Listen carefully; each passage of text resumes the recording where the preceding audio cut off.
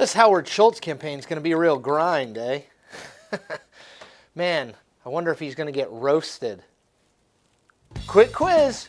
What's the biggest political party in the United States right now? I'll wait. I'm not going to wait that long. Time's up. Did you say independence? Because if you didn't, well, you then are wrong.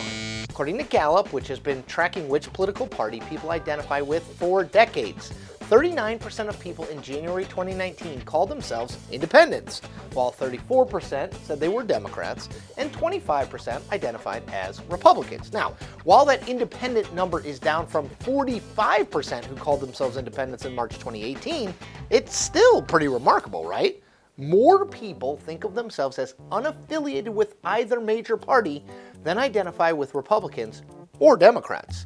It's even the sort of number that might encourage you to run for president as an independent in 2020 if you were, and I'm spitballing here, civically minded, ambitious, and very, very rich, which is where Howard Schultz comes in. You might not know Schultz's name or face yet, but you have likely consumed lots and lots of his delicious Java chip frappuccinos over your lifetime. Schultz is the former chairman and CEO of Starbucks. He stepped down from that job last year and has been seen ever since as a potential presidential candidate. Now, in mid-January, in an interview with 60 Minutes, Schultz made very clear that he's not only likely to run for president, but he's going to do so as an independent. We're living at a most fragile time. Not only the fact that this president is not qualified to be the president, but the fact that both parties are consistently not doing what's necessary on behalf of the American people and are engaged every single day in revenge politics. All of which sounds good. People are sick of politics as usual, and they do hate Washington and everyone in it. Less than 3 in 10 people in a recent NBC Wall Street Journal poll said they thought the country was currently heading in the right direction. Just 39% approved of President Donald Trump. How about Nancy Pelosi's approval, you ask? How does 28% approval for the speaker sound? So, we should just elect Schultz president now, right? Not so fast. There are lots of problems with running for president as an independent, which probably explains why we haven't had an independent president yet, and why Schultz is unlikely to break that forever trend. Let's go through the problems. Problem number 1, the two parties are super powerful. Did you know every state has a different process to qualify for the presidential ballot? They do, all 50. And do you know that most of those states require you to collect lots and lots of signatures from people who live in them? And that collecting tens of thousands of signatures is hugely labor intensive and very, very expensive. Now, when you're the Democratic or Republican nominee for president, the long-standing party infrastructure handles all of that for you. When you're running as an independent, not so much. Problem number 2, there are fewer actual independents out there than you might think.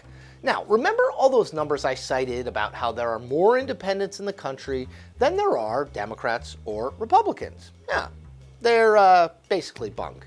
Actually, they're not totally bunk.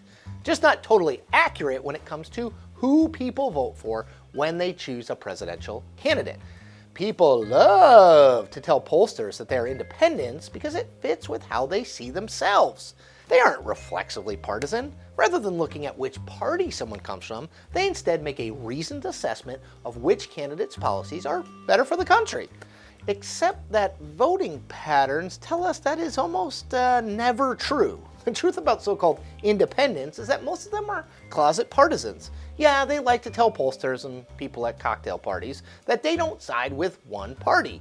But when they vote, they consistently vote for one side over the other. Problem number 3, you have to convince people you aren't just a spoiler. A quick look at Schultz's Twitter feed since he announced he was likely to run for president as an independent reveals this. Democrats really, and I mean really, don't want him to do it. The argument goes that Schultz, a lifetime Democrat, will sap votes from the Democratic nominee and lower Trump's win number. In a two-way race, Trump needs 50% of the vote plus one, which most polls suggest he will struggle to come anywhere close to. In a three-way race, however, Trump could win somewhere between 42% and 47%, depending on how credible Schultz remains in the race. The other less partisan problem with the whole spoiler thing is that the average voter doesn't like to feel like they are throwing their vote away on someone who has zero chance of winning. There's a long history of independent candidates running in the mid-teens in terms of support a few months before the election, and then watching that support totally collapse as the election gets closer and people think twice about casting what amounts to a protest vote. Of course, none of this means Schultz won't run. I mean, he's running unless something huge and unforeseen happens.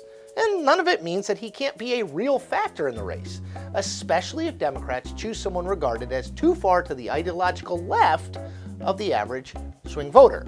What all of it means, though, is this: running as an independent for president and wanting to actually have a chance to win is a hell of a lot harder than it looks from a quick analysis of our country's politics.